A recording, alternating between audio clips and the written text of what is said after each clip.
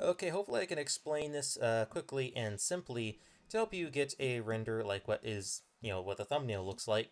Now, this is a very advanced tutorial, very advanced, because I can't go step by step because I'm going to be showing like one, two, three, four different techniques as well as going over a couple different settings and stuff. I can't do four separate techniques in one video. This is just an overview because I'm saying this to someone who I assume, unfortunately, I have to assume, already knows a little bit about Blender, and I'm trying to teach this effectively. But like I said, this is an advanced tutorial, so be cautious. It's okay if a beginner watches it. Just be cautious.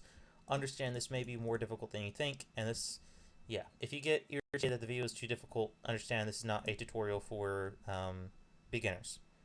So hopefully we can get started. So next, the main part that we're going to be going over right now is the water. The water material is actually extremely simple. You really don't need hardly anything.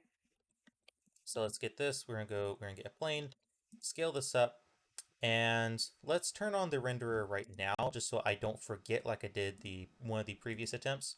We're going to go to the world node. We're just going to get a sky texture, and we're going to do that and plug it in. And oops, that is a noise texture, not a sky texture. I know where it is, but let's just double check and make sure that's the correct one. Turn down, turn up ozone, turn up air just a little bit, mainly ozone, turn down there. There we go. Now we have a nice blue sky, exactly how I want it to be. And we're going to turn down the color management just so we can get actually more deeper blues. Maybe you can turn up the gamma. I think this will be good enough for what we are doing. Next, we're going to go to Objects, create a new material. I'm going to delete the principal BSDF. Just understand that literally to make it water, you turn up the transmission, you turn off the roughness, except for like 0.05, and you do an IOR of 1.33333, and there you are. You have a water material. In fact, this is actually better because it's defaulted to GGX. So that's really nice. I just don't like how big it is, and it's literally the exact same thing as what I'm about to do. If I just get a glass BSDF, I plug it in, and I do a GGX, I change the color slightly to get look a little bit better, 0.05, I do a IOR of 1.33333, right? That is exactly the same thing, it's just smaller now. So I can just hide it away because I don't need to see it. You guys do, so I will leave it out. So we're going to get a texture. We're just going to get a basic noise texture. Now, of course, you can make this all sort of advanced and make it look really cool, but do you need anything more than this? Like, this looks fine. Oh, you need, more waves. There you go. Maybe a little bit more detail. There you go. Maybe a little bit more rough. 0.6. Boom, there you go. It's a little bit more rough now. A little bit more distortion. Okay, there. Now we have a little bit of distortion, a little bit of everything, really. Extremely simple. It looks like water. It works. This isn't how exactly how I did it on the previous one. This is how I would do it now after I remember how to actually do it because I forgot how to do this. This is how I used to do it and I overcomplicated it on my first attempt. I forgot I do need to make this as a default material. I know.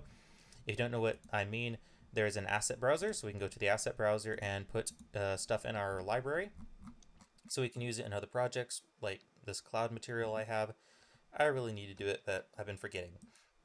Now let's go back to the shader. This is pretty much it. This is the water material that is a little bit more advanced, but this is the basic idea. In fact, this is how I would recommend it now after trying it several times. Now let's go back to the boat here. And let's just not save the water. It doesn't matter. I'll have to remake it anyways at some point. Now for this one, unfortunately, I did something wrong, and the optimizations for this is horrible because you do need to optimize your scene to run quickly, and this is really slow for no reason. Like, this is just awfully slow. I know why. I did everything wrong. I'm a little bit rusty with rendering because I'm a little bit out of practice because I haven't rendered anything in a recently. Now for this, all I did for the material to add in the foam, which is going to be the first part. Actually, let's go over the part that is a little bit less important, but I need to get out of the way, which is the splashes. So we're gonna go over the splashes first. Literally, the splashes is just it's I just generated some random noise pretty much. I just did a couple noise generations, and let's just go over each one. So that's the first one, which is just black to white. I inverted it. I did a noise generation like this. I plugged, well, first I adjusted this curve here so that it's a little bit darker on so it's a darker about halfway. So I want it to be a black about to the halfway point for this one. And then I combined the two textures together and I got this, and that was extremely effective. And then I inverted it.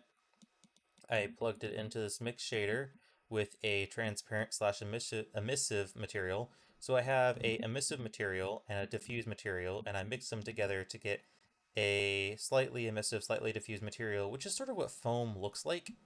It's diffused, but it's not. It's actually just cutting up the light so finely it looks white. Like it's not exactly diffused, it's not exactly emissive. So I did a little bit of a combination of the two, especially because there's like the water's messy, so it's not going to be perfect foam. So I do a mixture of the two, and I find that to be the best. And there you go. It's fine. It splashes. It works. It does the job. Now, there's better ways of doing this. This is just how I did it for this one. And for this project, it literally just didn't matter because I mean, this is the camera position, and if you go even a little bit closer, you can see that it messes up. But from back here, you literally don't notice that it is messed up. Like it's extremely difficult to see where the issues are. So it works very effectively. Now back to the water with the foam. All I did to get the foam to work is I plugged the foam into the displacement map, which is over here. I have this plugged into the displacement map. I did a couple things on it to make it where it's a bit more bumpy in certain areas. It just spiced it up just a little bit with some noise. And this is sort of what it looks like in the final. Um, Very easy. Like just it's extremely easy, basically. Not a whole lot to it. Next, I use that same texture. I cut it back a little bit, and then I plug that in to the same foam material that I showed you a second ago that I mixed together here, and then I mix it together with a water texture. So then I get this texture here. And to actually get that mask here is literally just you create an image texture. I do new material, I do whatever, and I select this, and I go to texture paint. I click on that and I start painting on it. It's that simple. And then I press save, which if you're in texture paint mode, sort of show you that real quick. Press N, we can go to tool and we can save all images. So if you save all images, it'll make sure that all of your changes are saved. It's extremely easy. You can just do that. You can look up a tutorial on it. It's not difficult at all. Now, for the next part, let's actually get in a position where we can really see the effect of the wool. This is probably the one for me that made the biggest difference. Now, of course, we could go even more extreme with this if we wanted to, but wool is not plastic. It's not steel. It is something that is extremely, it's not extremely, but you can see through it, especially with really strong sunlight. So in that case, all I did was a basic diffused material. It's literally just a diffused material. It's just roughness.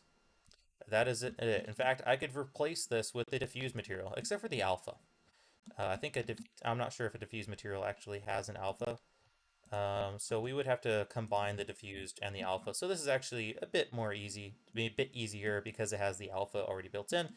But still, it's basically just a diffused material with a little bit of alpha, and this actually doesn't have any alpha, now that I think about it. So after that, I just mix in translucency at like 0.3 and plug it in. And we're pretty much done. That is how I would render ships in the daytime. Now, I do want to do some nighttime renders. Nighttime renders are deceptively hard for all the reasons you wouldn't expect, so that's why they're difficult. We'll have to do that at some other time, but I hope this helped the person I'm going to help with this. I'm probably not going to edit the video because number one, editing videos like this is first off difficult, second sort of useless because you want to see everything. So like, yeah, not really a whole lot of point to edit it. So hopefully this actually helped. If you have questions, you know where to find me. Most of you don't, but he does, so that's all that matters. There are a couple issues I see here when you get really close to it, but I don't think that matters when it actually finishes rendering. That is interesting, though, that it's creating these lines here. But from far away, like most renders, that's not a problem. And really, that is sort of the secret to it. You pretty much just gaffer tape everything until it is complete. Anyway, hope everyone finds this useful. I don't think there's anything I'm missing, so I will catch you in the next one. Anyway, don't forget to tape up that subscribe button.